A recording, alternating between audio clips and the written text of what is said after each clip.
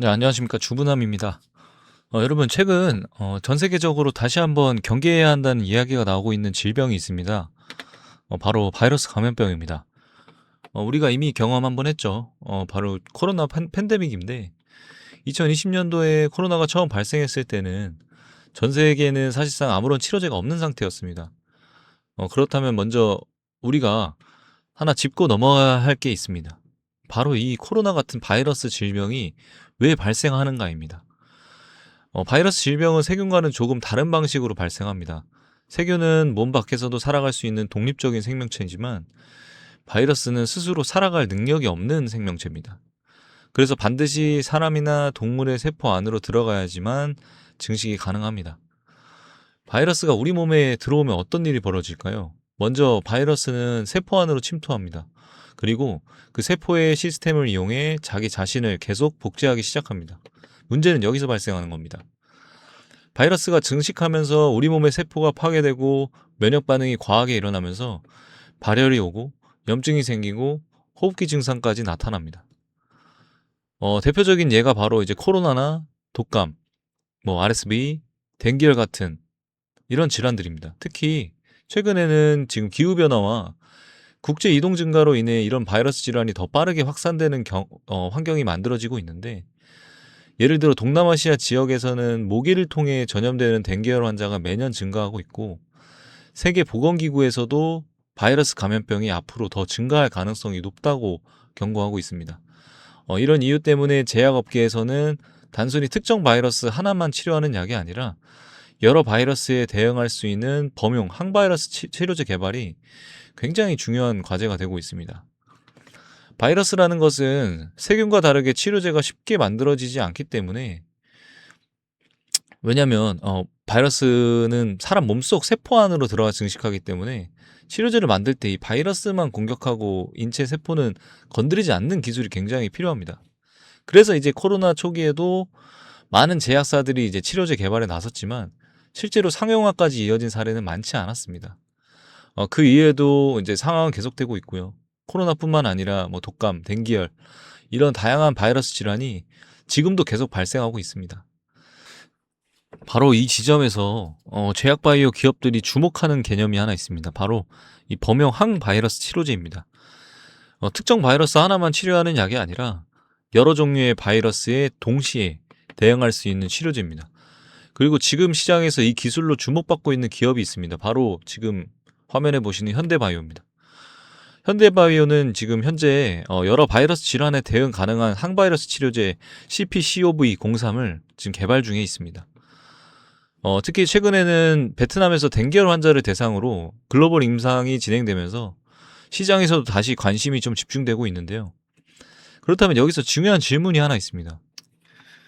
바로 이 기업이 개발 중인 치료제는 기존 치료제들과 무엇이 다른 걸까요? 그리고 실제로 시장에서는 왜 기업을 다시 보기 시작했을까요? 그렇다면 이제 현대바이오가 개발하고 있는 이 CpCoV03이라는 치료제가 어떤 기술을 가지고 있는지 쉽게 한번 설명해 보겠습니다.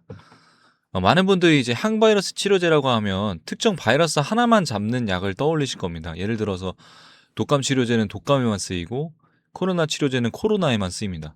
왜냐하면 대부분의 바이러스 치료제는 바이러스 자체를 직접 공격하는 방식이기 때문이거든요. 문제는 여기 있습니다. 바이러스는 굉장히 빠르게 변이가 일어납니다. 그래서 바이러스 구조도 지금 조금만 바뀌어도 기존 치료제가 잘 듣지 않는 경우도 발생하거든요. 코로나 때도 이제 변이 바이러스가 계속 등장했던 이유가 바로 이겁니다.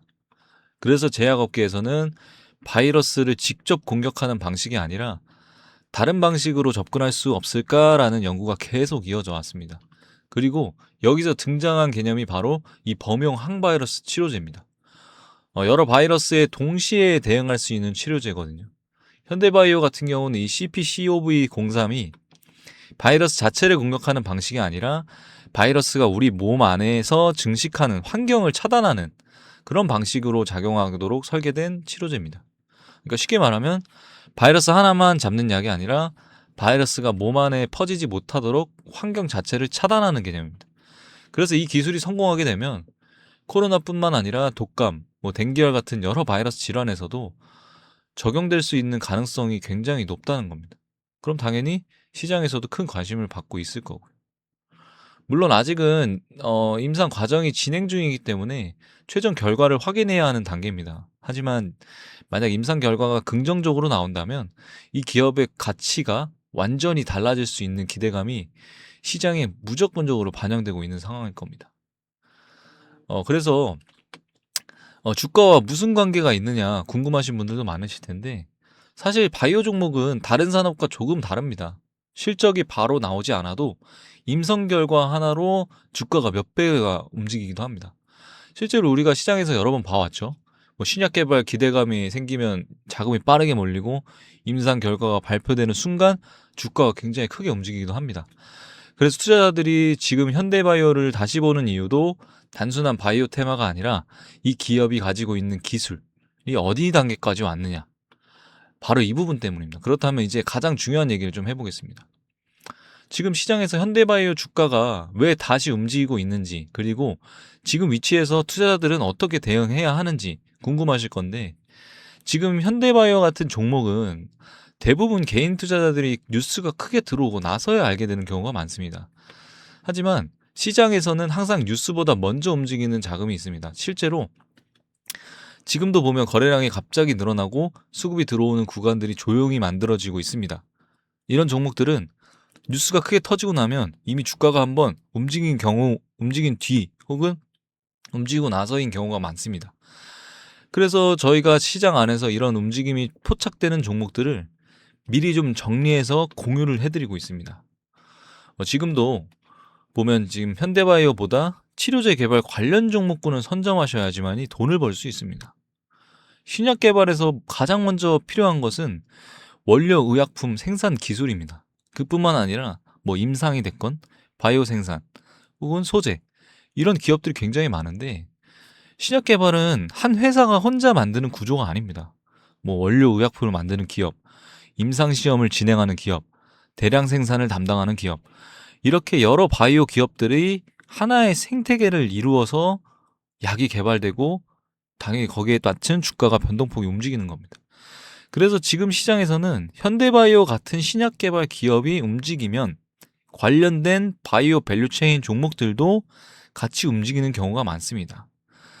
지금 영상 상단의 번호로 숫자 1과 함께 종목이라고 보내주시면 지금 현대바이오를 등에 업고 꼭 필요한 생산 기업, 그리고 세력 자금이 들어오는 종목들을 정리해서 보내드릴 텐데, 아마 여러분들도 제가 보내드리는 문자 내용의 종목을 보시면 이런 종목들이 먼저 움직이는구나, 혹은 현대바이오가 움직이면 바로 뒤이어서 따라가는구나, 주가를 보면서 이렇게 느끼실 가능성이 높습니다.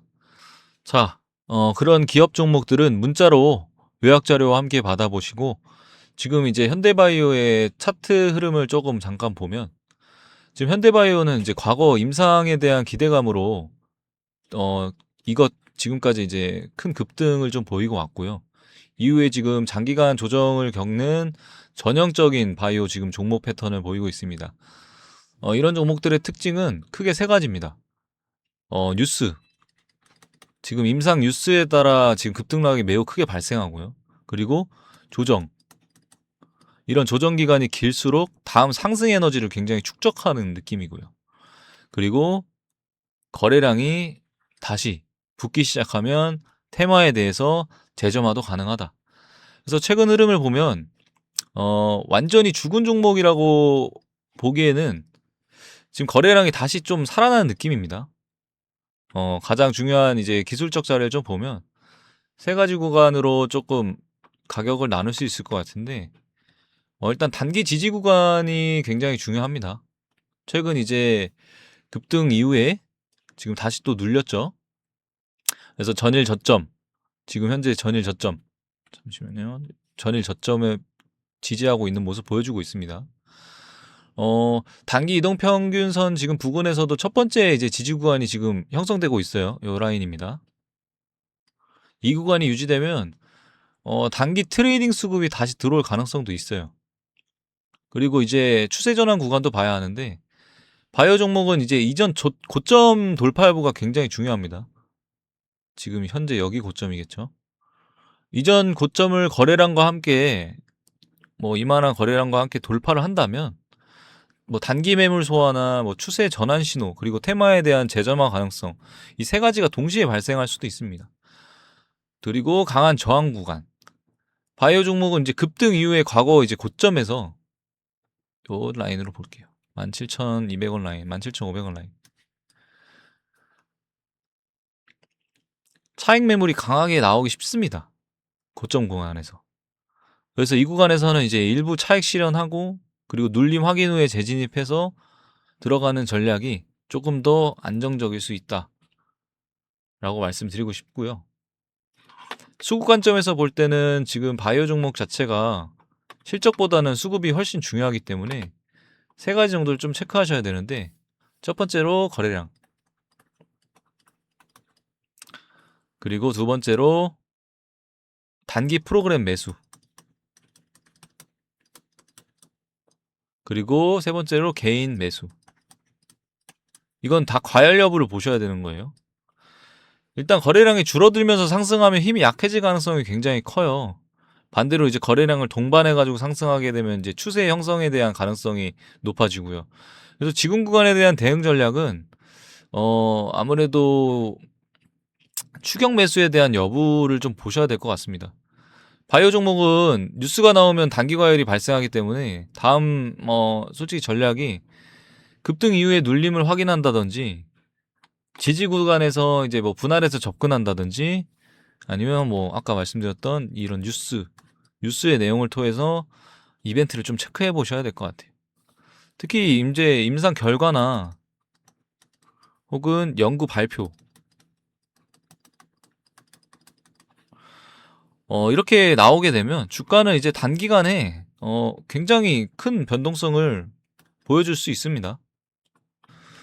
자, 그래서 영상을 보시는 이제 현대바이오 주주님들 그리고 목표가 대응 궁금하실 텐데 이분들 같은 경우는 평단가와 함께 숫자 1 보내주시면 제가 목표가 좀 잡아드릴 예정이고 신규 진입 투자자분들은 이미 움직인 종목 말고 움직일 예정인 종목에 눈을 좀 돌리셔야 합니다.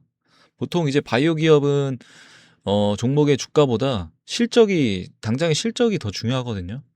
그래서 앞으로 나올 경우에 대한 기대감으로 움직이는 경우가 많다는 점입니다.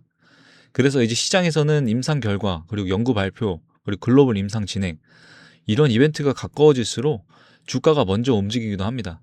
그래서 현대바이오를 이제 단순히 하나의 바이오 종목이 아니라 앞으로 어떤 이벤트가 남아있는 종목인지 이런 관점에서 보셔야 하며 앞으로 이제 현대바이오 주가에 영향을 줄 수 있는 다음 이벤트가 무엇인지 그리고 시장에서 현대바이오와 함께 같이 움직일 가능성이 있는 종목들은 과연 어떤 기업들이 있는지 이런 내용은 제가 말씀드렸던 문자로 요약자료 받아보시고 이후 요약자료가 한 1000분 정도 발송될 시에 제가 다음 영상에서 이 위의 내용을 조금 더 자세하게 좀 정리해드리도록 하겠습니다.